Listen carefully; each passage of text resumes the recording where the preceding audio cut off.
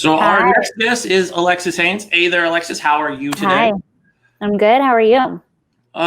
Dealing with children in the house, crying over homework. The typical day that is a Zoom call featuring tears. I think that's every day for all. I know you're a parent also of a few little ones, so we're Yep. all living this Corona life, right?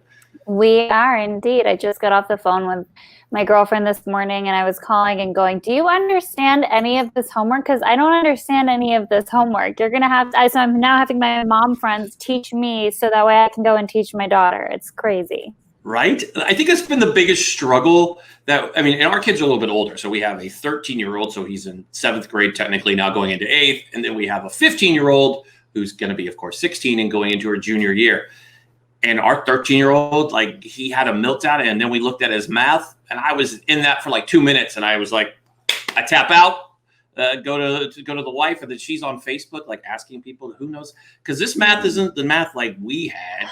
No, that's the struggle, is that they've got this whole new system to math now. And when it comes to doing this Common Core, I don't understand it. And, as a mental health professional, I worry about our kids. I worry about all of the kids who aren't getting educated at all. I worry about the kids whose parents have short fuses, who don't have the time or the energy to sit down with their kids and walk them through this. I worry about the lasting impact on our kids' mental health of being trapped indoors for as long as they have been. If you don't have access to safe space to go and walk around or a backyard, it's definitely a challenging time for them. And I have to remind myself that as a parent that, they're going through it too. It's not just me dealing with the stresses, they are as well. I absolutely love that you just said that it's not just us, right? And I have to remind people, because I've talked to a lot of my friends and they're just like, oh, we told our kid just, if they couldn't figure it out, just not to do it. And I'm like, but they're going through the same journey as us. We've had a lot of tears in our house. I mean, from the wife, from the teenagers, even me a little bit. This is stressful, and you have to remember everybody's going through it. Even your pets are going through it. So it's interesting that you bring up mental health, because that is the topic of the day. Now, there's people out there, I'm sure they're Googling you, and you're probably not popping up in anybody's Google search. No one knows exactly who you are. You don't have a famous past.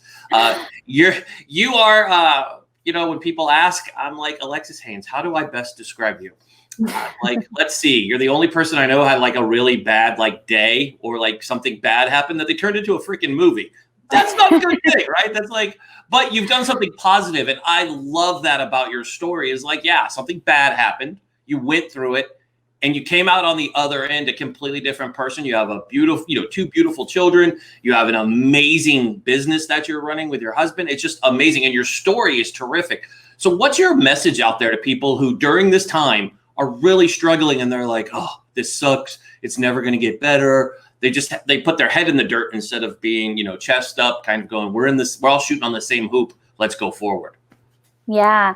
Well, I'm actually seeing just such a big spectrum of response. Grief is a very funny thing.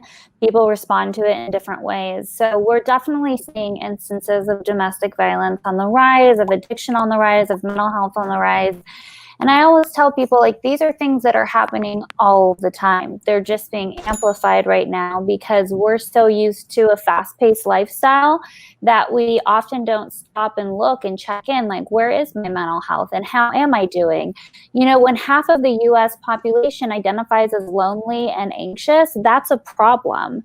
And so this is something that we're dealing with on a regular basis. In March alone, there was over 3,000 people who died from addiction.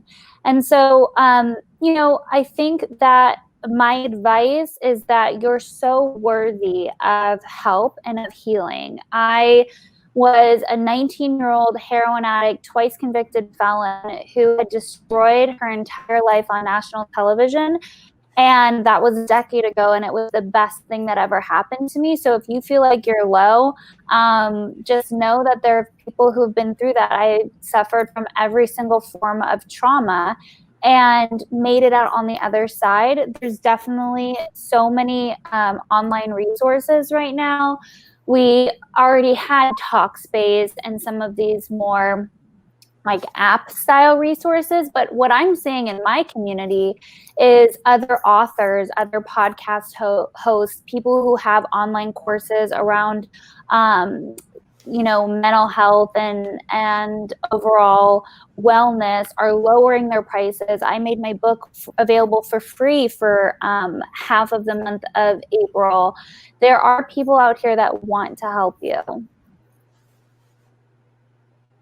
I love that. And your book is fabulous. I've read it. I know you were, before coronavirus, which feels like 732 days ago, you were on Miss Tamron Hall's show, and you were awesome up there. And your story just, I mean, obviously, your story is amazing. And I always tell people, I'm like, you think you had a bad day or you've been through a struggle. There's other people, you always hear that story. Like, there's always somebody who has a worse story than yours. Like what you said is perfect. It's like, look, people been there. You're not the only person who's been knocked down literally to the dirt. You're on one knee raising back up, but it's all how you perform when you come back up, right? You could sit there and wallow, which I'm sure you probably experienced that, right? You were young, 19 or whatever, 17, 18, 19. Those are such interesting years already, and there's a lot of teenagers going through that right now, right? They can't be around their friends. They're stuck on social media. Thank God for TikTok, because that seems to be the greatest time suck ever. But let me ask you, so when you were going through this, what kept you going? What was your motivation during your darkest times to turn around and head towards the good light? I make it sound like it's morbid, like you're heading towards the light, but you know what I mean? Like, what was that point that you were like, I got this, I'm going to turn around and I'm going to right this ship and I'm going to fix everything? What point was that? Yeah, so there was many small moments along the path of my journey that were kind of these sobering moments where I was like, this is not like, I'm not a bad person. Like, why am I making the choices that I'm making?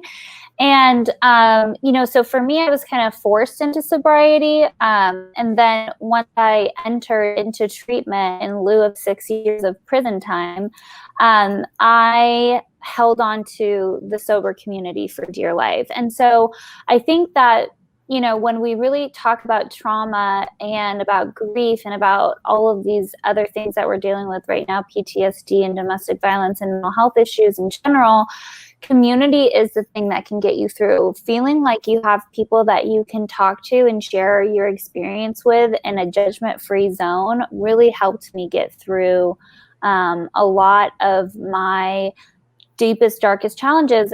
Right now, we're seeing very weird stuff. I mean, community, just like everything, community can be good or bad. They can be toxic or positive. I'm seeing this huge uptick in like conspiracy theory, crazy, like all of my friends are all of a sudden turning into conspiracy theorists, and it's breaking my heart watching this. And it just goes to show you that when we don't have the emotional and I hate to say intelligence, that is the proper word, but it doesn't sound really well. But if you don't have the emotional intelligence, the coping techniques that are necessary to survive something like this, that is so emotionally taxing, you're going to see people turning to these kind of fringe ideas and beliefs because it's almost one of those things where I just want to yell at people, like, truth is stranger than fiction. Like, the truth is that your mental health is deteriorating right now because we're quiet, because we're home, because we're not busy, because things are amplified, because we're in a constant state of fear and stress. And so, find the people in your community who are positive, who don't shame you, who you feel like you can be your authentic self around. And that's pretty much it. Community saved me for that first year. I absolutely love the answer. That is, oh my God, so good. I mean, you always have great answers. I mean, that's why I just want to keep asking you questions, but I want to respect your time. But I can sit here for days and just go, so let me ask you more, because it's true. And I agree with you with the tinfoil hat wearing conspiracy theorists. They seem to be everywhere. Like, people I never thought would turn into it.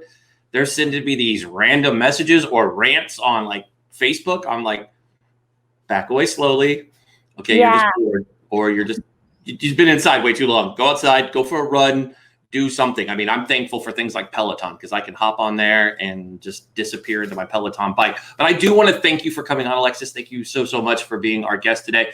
And we've been sharing where people can get your book, and to find out more information. Before you go, tell everybody, just so they hear it from you, anything you want to share with anybody, or plug anybody who needs to find more information. So I have many businesses. I own a drug and alcohol treatment center, Aloe House Recovery Centers. We treat mental health and addiction.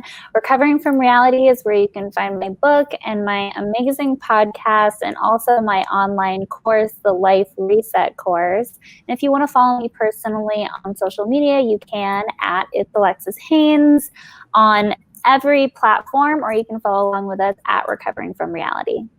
Awesome. I want to thank you for joining us today, Alexis. We'll see you very soon. Have yourself a great week. Thanks. Thanks. So coming